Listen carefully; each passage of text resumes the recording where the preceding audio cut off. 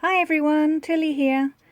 I thought I'd show you, you've all shown such an interest in my exhibit for Uttoxeter, the British Quilt and Stitch Village. So I thought I'd show you just a few little techniques really and the progress. So this morning I'm actually going to be doing some free motion embroidery. And here's my design that I started off that I've put on my Facebook page, as you lovelies have already seen.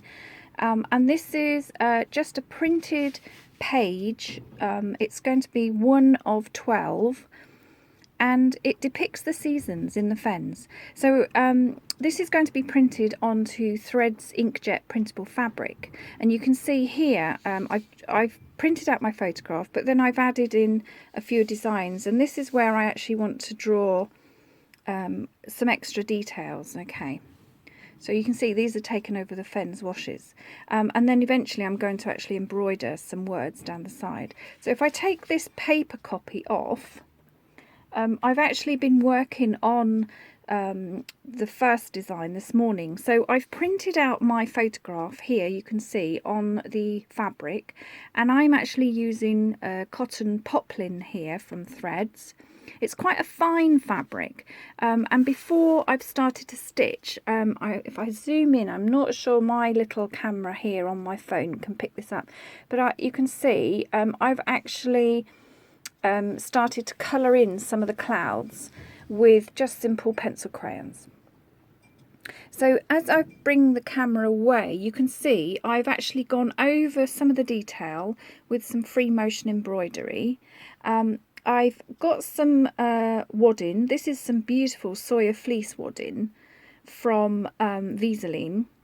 And I've then on the back, if I just very gently flip that over, you can see I've actually added some stabilizer as well to just calm the stitches down. Now because I'm working on fabric, it's like a quilt, so what I've actually done, this is how I do it, you may have your own way of doing things, but I've actually pinned around the edge to prevent the fabric moving quite so much. And you can still see, oops, sorry, I just shook my phone there.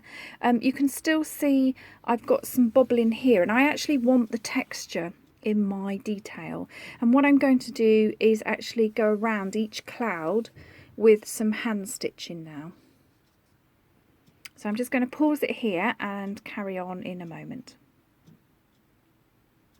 Okay, so now what I've been doing, ladies, is I've actually just been doing a little bit of running stitch. If I just move this here, so you can see I've just put, if I point with my scissors, because I haven't got beautiful manicured nails, haven't been in the garden this morning, but you can see I've just done a little stitch every now and again, and I'm going to do that under each cloud. If I just move that across, you can see here. Okay, you don't want the stitches too big, because what you're doing is you're actually creating a bit of shading.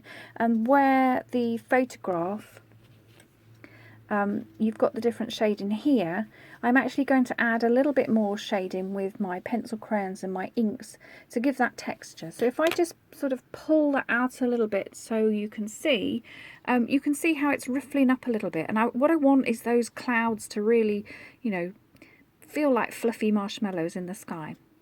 Okay, so what I'm going to do now, if I bring my camera down, where we've got the fen reeds, I'm actually going to put a bit of colour in there. And if I just put my paper cover, if I just bring that back into camera, okay, what I wanted is just the odd little bit of poppy, because in the fen fields, you just get these poppies on the edge of the fields a lot of the time, and I wanted to capture that.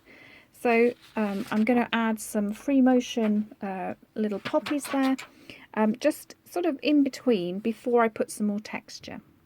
Okay, so I'll be back in a second. Okay, this is the second part now, where I have actually done my poppies. You can see that I've added them one poppy at a time. And as I've moved along, I've kept the stitching. I haven't cut any of the threads as yet.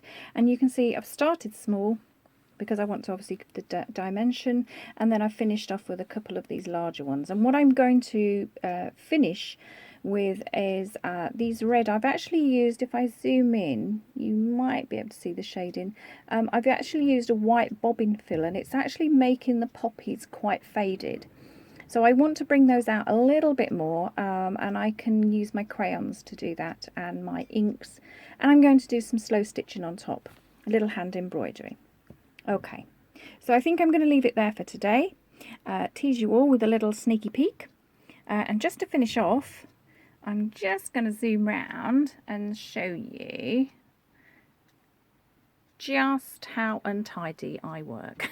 Because here are all my threads. Okay, and here's on my little workbench, coming round. Okay, and then today I'm actually working on the Brother machine, which I know some of you have got, set up for my free motion. So just before I go, just for anybody who kind of wants, oops, sorry, I keep catching the phone. Just before anybody wants some advice, I've got my free motion embroidery foot that I've attached, and I've got my bobbin fill on the bottom and a red thread ready to do my poppies. Okay, I'll speak to you all later. Bye for now.